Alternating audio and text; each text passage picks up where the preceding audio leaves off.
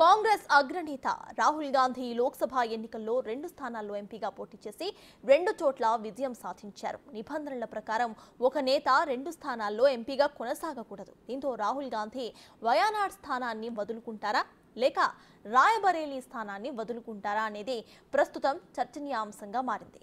అయితే ఆయన వయానాడ్ సీటును వదిలి రాయబరేలీకి ఎంపీగా కొనసాగుతారనే వాదనలు వినిపిస్తున్నాయి.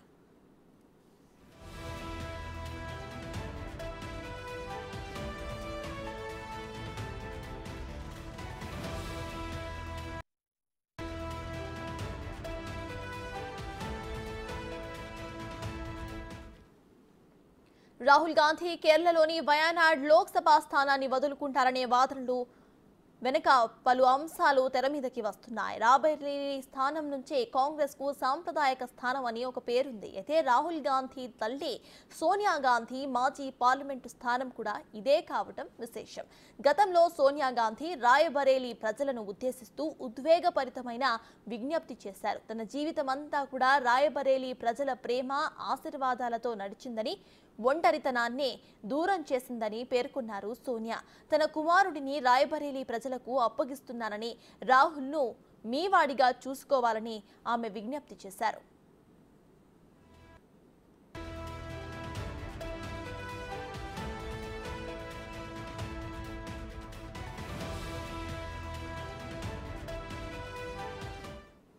అయితే కేరళలోని వయానాడ్ లోక్సభ స్థానం నుంచి రాహుల్ గాంధీ వరుసగా రెండోసారి విజయాన్ని సాధించారు. కాగా 2 స్థానాల్లో ఏ స్థానాన్ని వదులుకోవాలి అనే విషయంపై తాజాగా రాహుల్ గాంధీ స్పందించారు. వయానాడ్, రాయబరేలీలో ఏ స్థానాన్ని కూడా వదులుకోవాలనే విషయంపై ఇంకా నిర్ణయం తీసుకోలేకపోతున్నట్లుగా ఆయన తెలిపారు. ఈ విషయంలో ఫైనల్ డిసిషన్ తీసుకోలేక డైలమాలో పడ్డారని తెలిపారు ఆయన. ఈ విషయంపై చర్చించి ఏ స్థానంలో కొనసాగాలో త్వరలోనే నిర్ణయం తీసుకుంటారని తెలిపారు రాహుల్.